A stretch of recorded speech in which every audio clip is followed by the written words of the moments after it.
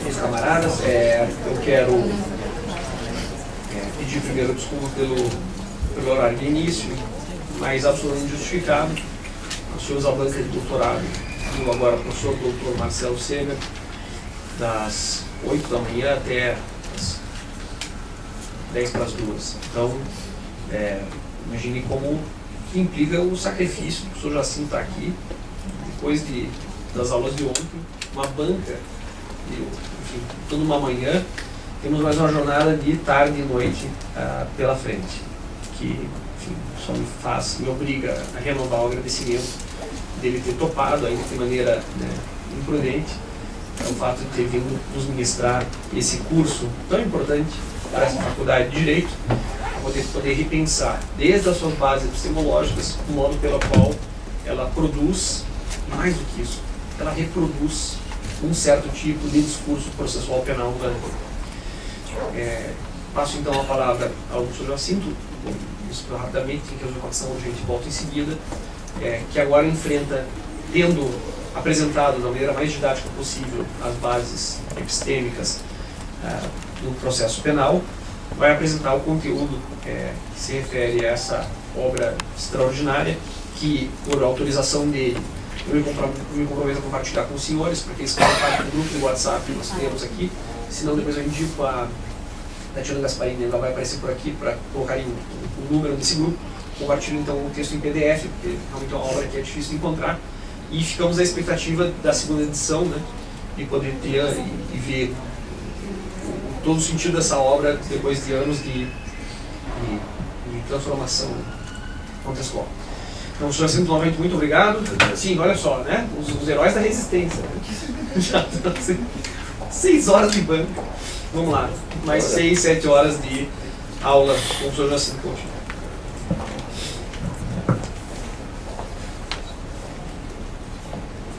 Bueno, boa tarde a todos. Eu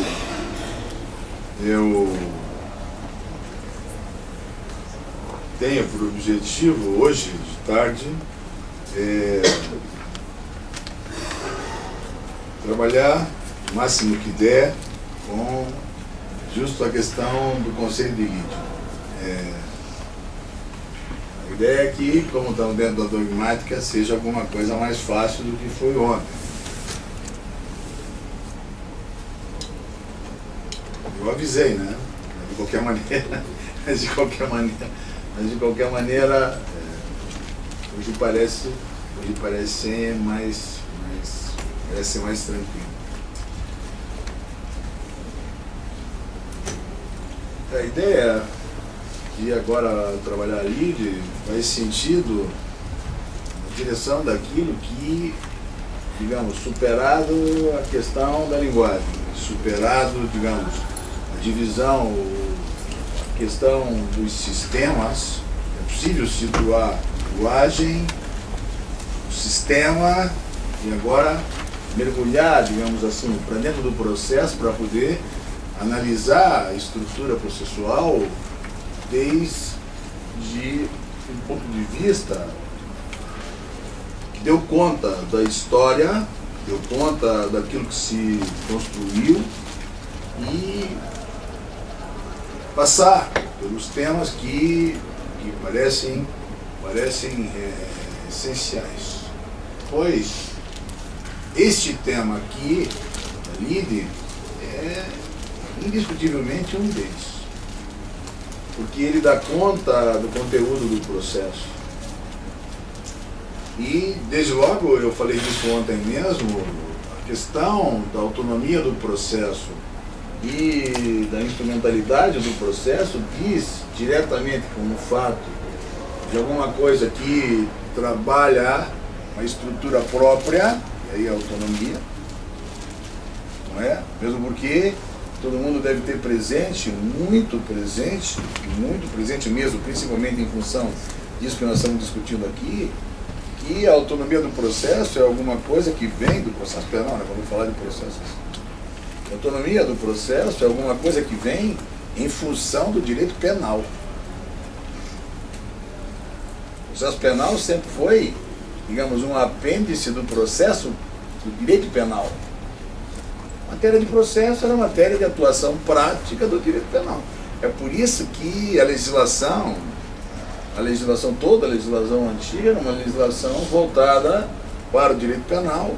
E depois, lá no final, a legislação, trabalhavam regras, como a CLT hoje, por exemplo, trabalhavam regras de processo. Como é que nós fazemos para resolver as questões que vão aparecer diante do direito material que está aí colocado. Então, a dependência do processo penal sempre foi em relação ao direito penal, o diálogo sempre foi com o direito penal. Se cogitava outra coisa, seriamente. Então, toda a discussão da autonomia e depois, claro, a instrumentalidade diz respeito diretamente a uma autonomia que está vinculada com o direito penal, do direito penal.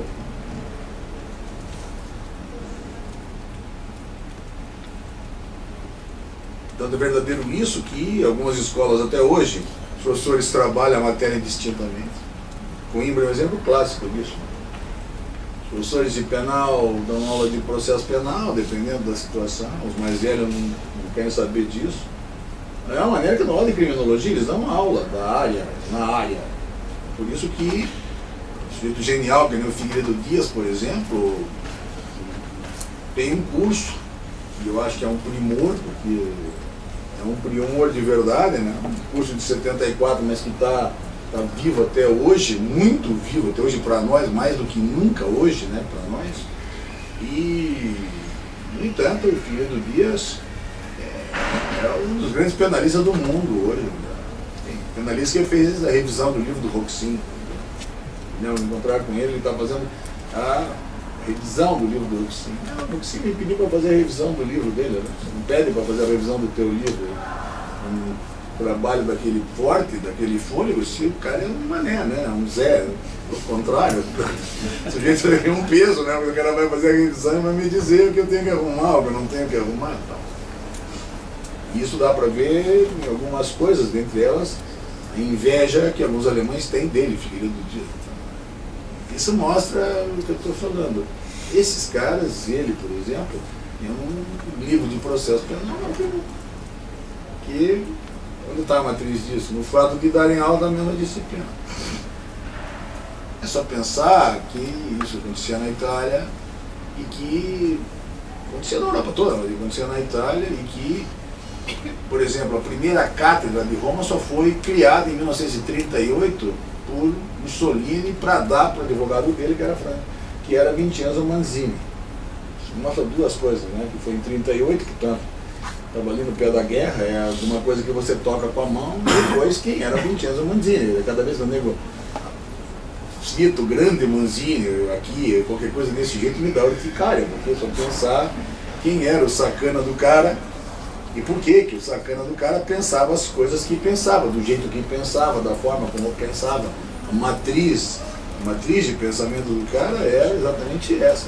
Todo mundo imagina que o grande sacana, portanto, o grande sacana do nosso código foi Rocco, não é? Rocco era um professor de processo civil, um civilista, professor de processo civil, em termos penais, talvez quase medíocre, porque não tinha nenhuma condição de opinar seriamente sobre as coisas. Rocco nada mais é do que face de Vincenzo Manzini. Vincenzo Manzini é que foi grande articulador da área criminal e particularmente da área processual penal, do fascismo, portanto, do que iluminou o nosso código de processo. Ora, isso é para justificar o fato, portanto, de que o direito processual vai buscar sua autonomia em relação ao direito penal.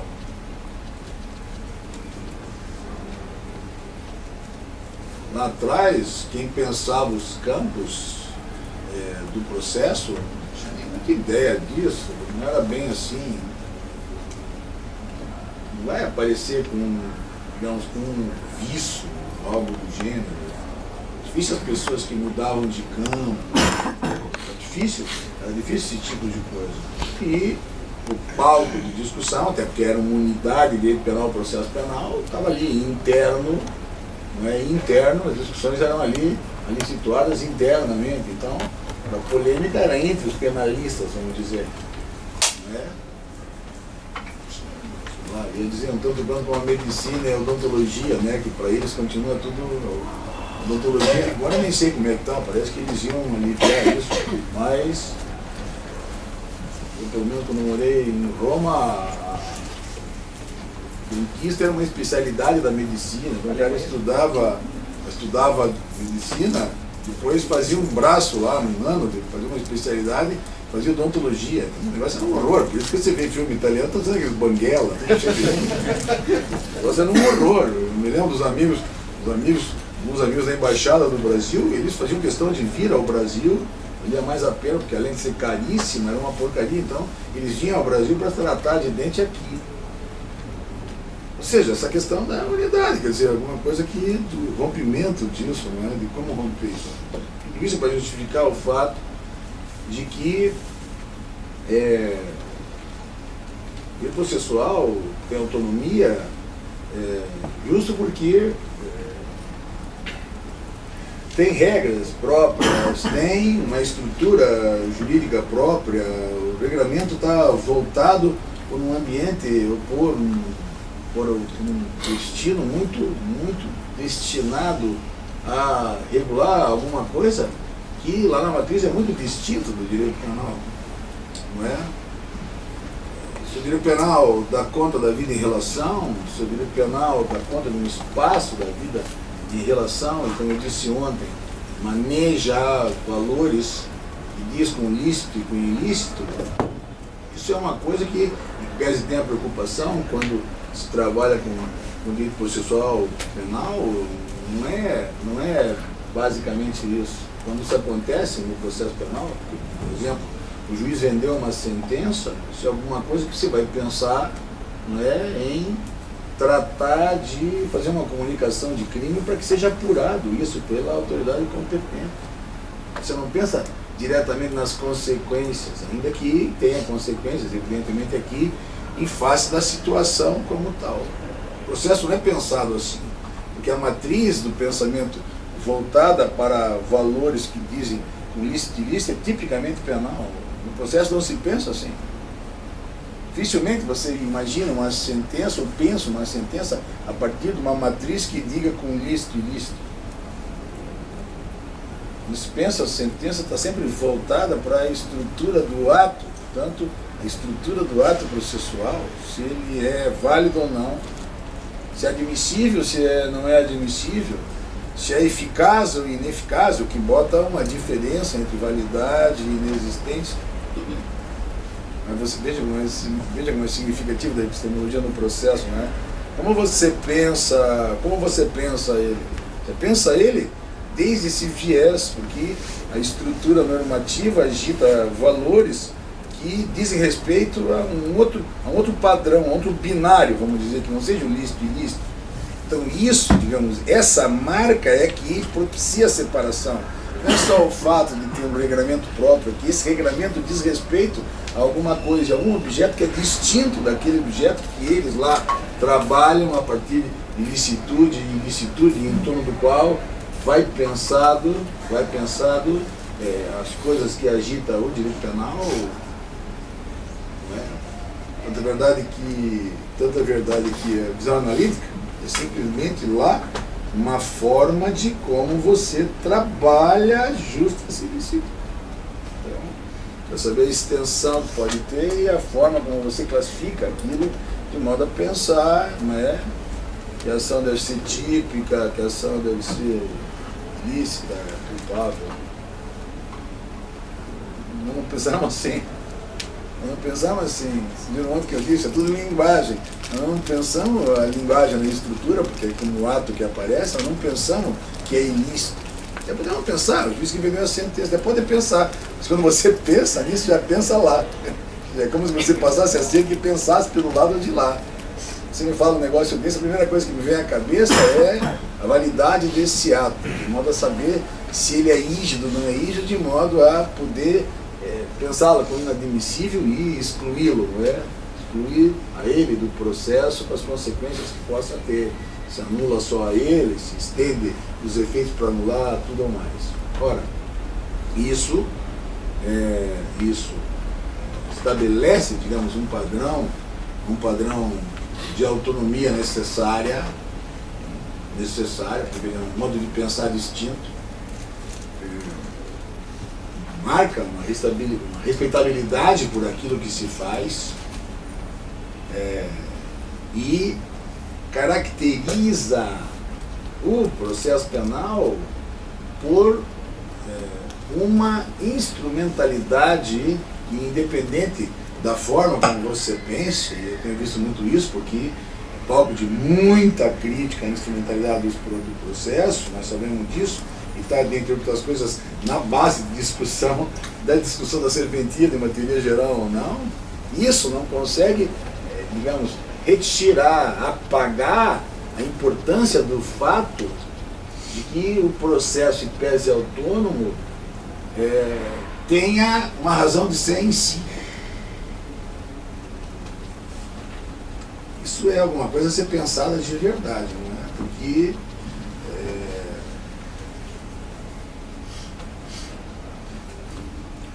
como se trata de uma estrutura eminentemente marcada pela abstração, linguagem, como se torna difícil manusear a matéria, parece que não só não tem cientificidade por falta de matéria para se tocar, né, como Aristóteles queria, mas porque, em sendo desse modo, a impressão que dá é que é alguma coisa eminentemente jurídica.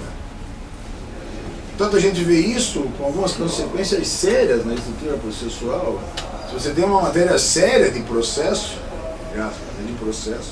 seja marcada pelas discussões de direito processual, parece que ela não está ligada à matéria probatória, o que significa dizer, parece passar mais fácil um recurso especial, extraordinário, que dissesse respeito a uma coisa assim, do que um tema de direito penal, que umbilicamente está diretamente ligado lá no processo àquilo que vai dizer que é uma prova, porque é como se não tivesse prova, você não pudesse dizer, mas daí também você não pode discutir. Ou seja, parece que as pessoas precisam aprender o milagre da processualística para poder subir. Quando isso é uma besteira imensa, não é? Imensa. Porque no fundo toda a questão processual está voltada justo para aquilo que é um instrumento de realização do direito penal.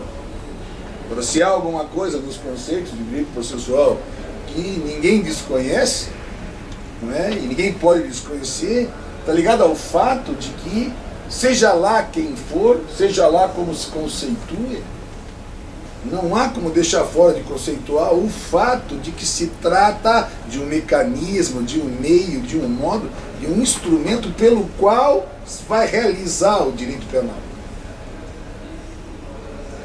Por isso eu disse ontem, se na base penal nullum crime nulla pena sine previa lege é da ordem, é correlato lógico necessário ou nulla pena sine iudicio, não apenas sem processo, da mesma forma que nulla pena sine iudice, pena sem juiz.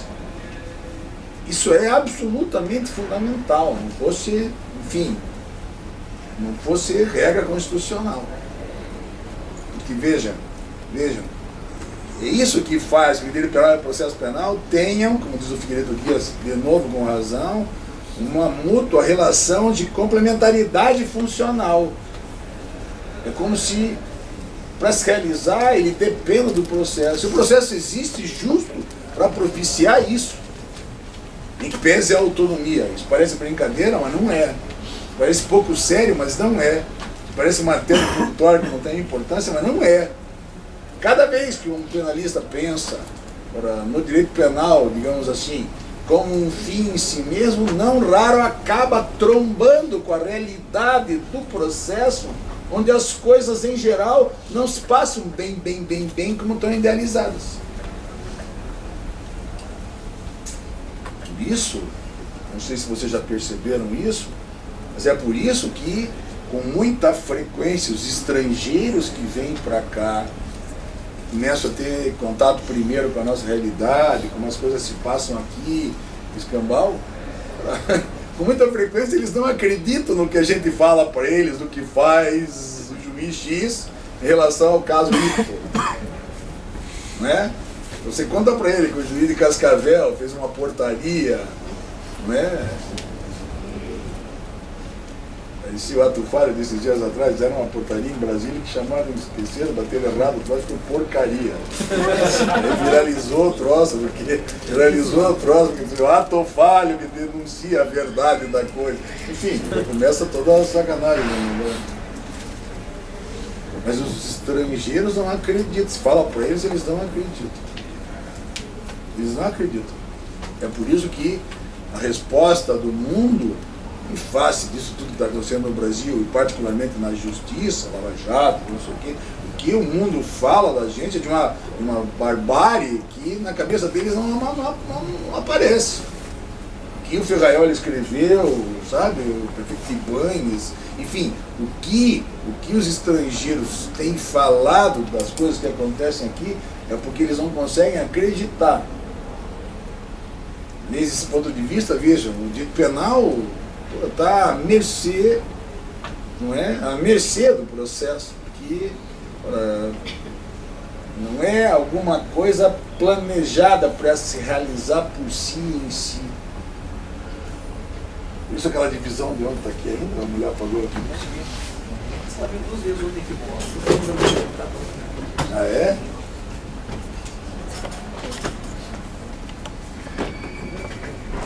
Meio sujo, claro, não vamos fazer isso. Por isso que, vocês viram, né? A ideia sempre é limitar na questão temporal, botar divisória no meio, mas pensar justo nessa distinção. Por isso que, digamos, se fosse possível fazer isso, né? Se fosse possível fazer isso, é como se fossem gomos o famoso gomo da laranja, né? Por isso que essa coisa de direito penal, processual penal, porque o que o direito material faz aqui é iluminar a vida de relação. Por isso é sempre aquela conversa, é sempre fulano com sua conduta incide no modelo de crime, se sujeita a uma sanção. Se vai aplicar ou não a sanção, não sei, está pendente, precisa levar para o juiz, está implícito um juiz com jurisdição, até para não ser juiz de futebol, Arnaldo, sei lá o que. Então veja, está implícito lá. Agora você diz, bom, está implícito, então é da mesma coisa que se trata. Não. Há uma cisão, porque uma separação no fato de ter autonomia. Não é só isso, mas a estrutura de lei, a estrutura normativa que se constrói aqui, é alguma coisa que se faz lá diferentemente daqui. Por isso que eu estou dizendo, quando essa normatividade está preocupada na vida em relação para saber da licitude e ilicitude das condutas e valora isso, lá a valoração é outra. Porque aquela estrutura normativa lá, pensando no processo, na estrutura que o processo tem, com a intervenção da jurisdição, provocação pela ação, lá a coisa vai pensar em função do conjunto de atos. Por isso que ontem, quando eu estava explicando aquilo, eu disse, o processo, na definição, é um conjunto de atos, vale o conjunto, como o sistema, mas valem os atos. Aqueles atos que não dizem respeito a essa conduta aqui, vão avaliados pelo critério, pela funcionalidade do critério, admissibilidade, inadmissibilidade, não é?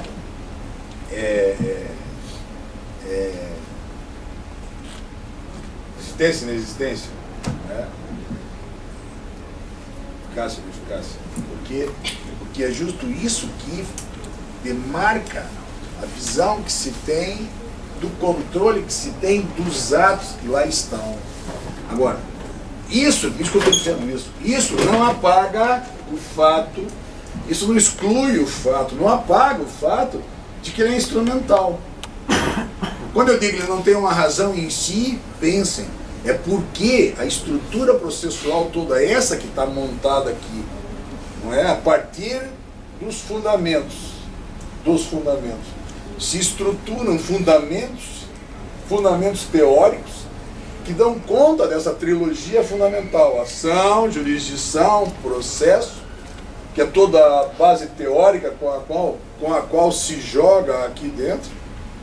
Mas quando você pergunta qual é a razão de ser, lembra quando eu falei do sistema lá atrás, que eu disse, tem uma finalidade. Qual é a finalidade? A finalidade é angariar conhecimento.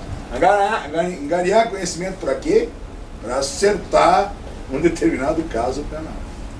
O que é o caso penal, senão a expressão daquilo que sucede no campo penal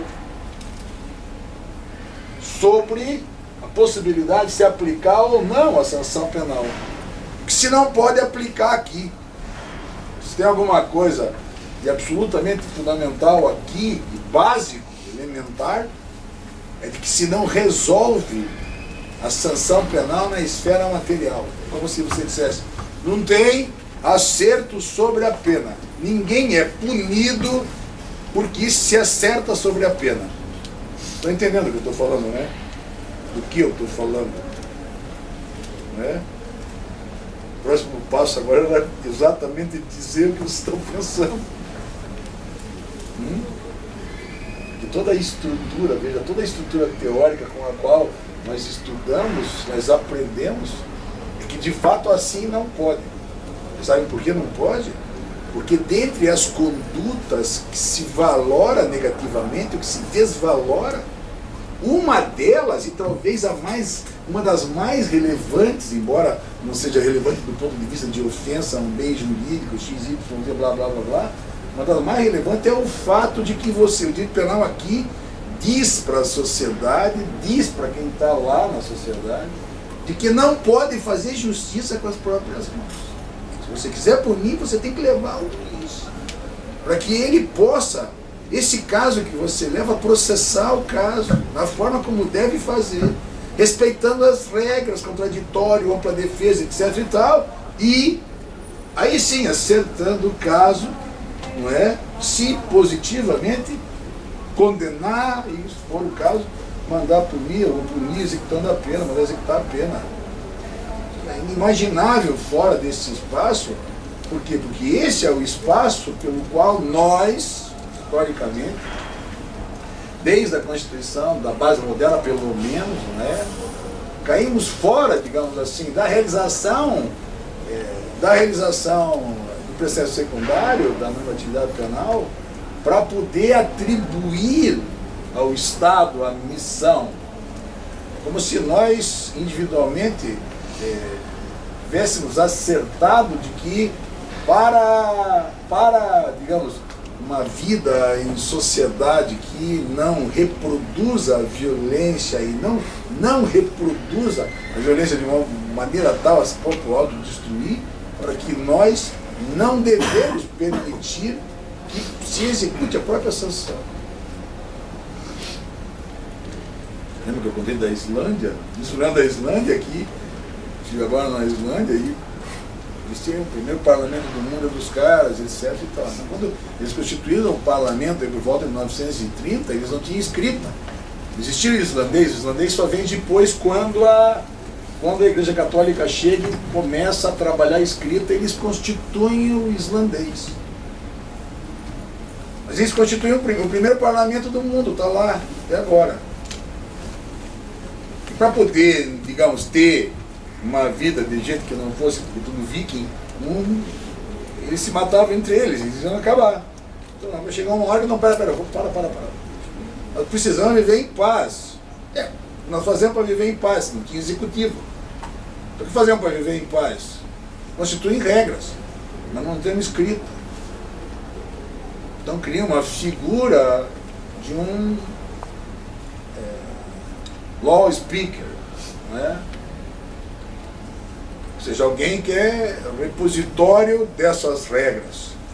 Todo mundo sabia, mas que todo ano quando o parlamento se reunia, declamavam essas leis de modo tal, como asma, não é? Como tal, orais, declamava para relembrar as pessoas de que aquelas regras iriam cumpridas necessariamente. como se, vejam, eles fazem um pacto de cumprimento daquilo. Sabe do que os islandeses mais se orgulham até hoje? Não só pela evolução de IHD, evolução de questões de gênero, não só porque não existe um único analfabeto, não só porque eles têm uma vida impressionante, com aquela diversidade toda que os caras têm, é frio do diabo, tudo aquilo, os caras têm uma vida maluca. Mas a coisa que mais orgulha, uma das coisas que mais orgulha os caras é que eles não só cumprem as regras, porque depois veio a escrita, eles escreveram, etc e tal, mas eles não só cumprem as regras, como aquelas que não estavam escritas continuam ordenando a sociedade deles, continua provocando ela, continua fazendo o amálgama, como eu falei lá do princípio primeiro, fazendo o amálgama do laço deles, do laço social deles. Eles se orgulham de respeitar aquilo que sequer era escrito. Claro, aquilo é decorrência de um acordo em face dos costumes que tinham para poder reger uma vida que não fosse uma vida de mortandade. Então, quando os caras cedem para poder dizer nós vamos respeitar isso daí, sabe? Tomam aqueles costumes como um princípio de existência pela fundação de laços sociais. E a função do parlamento é justo essa função, ou seja, uma função de quem garante isso. Tanto que, no começo, não tinha executivo. Tudo faz aquela função do parlamento. Por que eu estou contando tudo isso? Porque esses caras não, vejam, eles não tinham um Estado para executar a sanção. Então, se o fulano era condenado por vilipêndio aos princípios, aqueles costumes que não estavam escritos, mas que estavam lá e funcionavam com ele, nesse lugar, eles autorizavam que a vítima, a família da vítima, mandasse ver a execução. Claro, isso evolui de uma tal maneira que chega uma hora que não só tem que constituir o executivo, como o executivo faz o que? O executivo afasta a possibilidade, não é? Uma vingança privada, afasta a possibilidade e chama para si a execução. Não só eu que condeno, e aí as cortes, não é? Diz que tem 4 cortes, uma corte que funciona como recurso dessas, etc e tal, mas o Estado chama para si função. Então a oficialidade não é só uma oficialidade que se coloca em relação à investigação e à percepção como tal, não é? Mas também em relação àquilo que pode ser o resultado do acertamento do caso. E isso parece elementar. Bom, tudo isso, que é mais longo do que eu queria, mas que, de novo, é a síntese de uns belos 10 pontos, digamos assim, de matéria que se deve ter de processo penal, lá do básico, onde se chega a partir desse lugar de uma autonomia, é que você olha para a estrutura e percebe, vamos aproveitar já que está aqui esse negócio, e percebe que isso que vai pela ação e que acaba indo constituir um processo, isso acaba, digamos, aqui, né, como objeto do processo, ou para ser melhor ou mais preciso, o objeto do processo, evidentemente, não é isso daqui. O objeto do processo é justo a estrutura que ele tem, os atos, a ação, a jurisdição, etc. Então, Spin mostra isso muito bem, deve ter aí uma passagem do livro. De qualquer maneira, não é propriamente, isso aqui é só um desenho, por favor, não é assim, uma metáfora, mas veja, toda a estrutura é montada para dar conta de alguma coisa que se coloca lá como conteúdo. Sacaram? É o continente e o conteúdo. Diferença nisso, né? Qual a diferença do continente do conteúdo aqui? Você pode beber o continente também, só derreter e tomar. Vai ser difícil sair depois, né? Sair empacotado. Sai como parece um saco de leite. É difícil, não é? Muito fácil perceber o que é conteúdo aqui e o que é continente aqui. Não é? É por isso que as definições se projetam dessa maneira, né? Desde os romanos.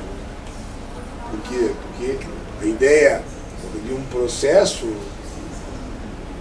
ligado à noção de judicium, né, difere daquilo que é, entre aspas, a coisa que se deduz em juízo. Por isso, judicium res, coisa, res judicio deducta. Ou seja, o processo não tem um fim em si mesmo.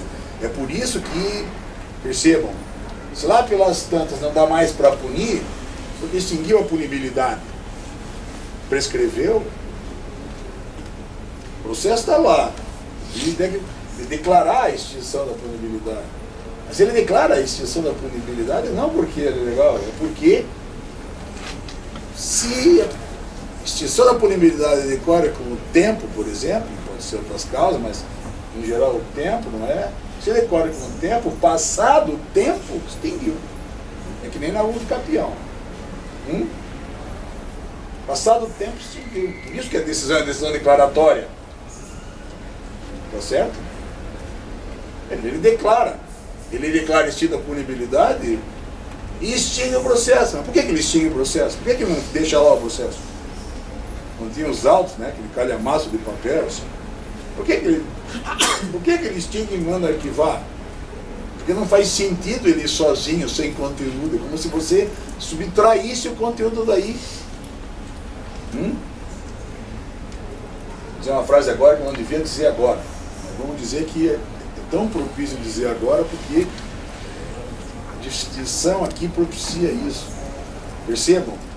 No fundo, como tudo é linguagem, inclusive aquela que diz com os atos, eu falei, a sentença é linguagem, a denúncia é linguagem. Mesmo assim, consigo organizar um sistema verdadeiro. Mas no fundo, não se materializam esses atos. Isso é uma das coisas mais complicadas, mais difíceis de explicar para os alunos da graduação. Por quê? Porque, como é tudo linguagem, é tudo, digamos, abstrações. No fundo, se você parar para pensar só um pouquinho, você verifica que não é que tem um processo e no meio tem um conteúdo, no meio tem um caso penal. No fundo, o que tem mesmo, por isso que eu disse, isso é uma metáfora. No fundo, o que tem mesmo é um caso penal sendo processado. É como se eu dissesse, não há, em verdade, não há um processo penal. Há um caso sendo processado. Claro, se você conseguir imaginar, você percebe que ainda que seja uma abstração, esses atos vão sendo praticados conforme a sequência que a lei estabelece como rito. Por isso que essa diferença, há uma diferença de processo com procedimento. Mas em verdade, ele em si não existe. É como se você dissesse: licença. Oh! É você, professor? Isso. Liga lá, minha amiga. Eu fiquei com vergonha, professor. O álcool e o paninho, pode ficar. Ficou com vergonha de quem? De mim, ó? Tá, Oh! obrigado. Obrigado.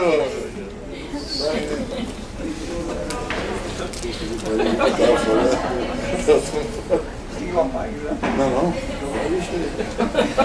O que eu estava falando? Sobre que não é um caso independente. Não é um caso isolado. Caso penal sendo processado. Profissão outra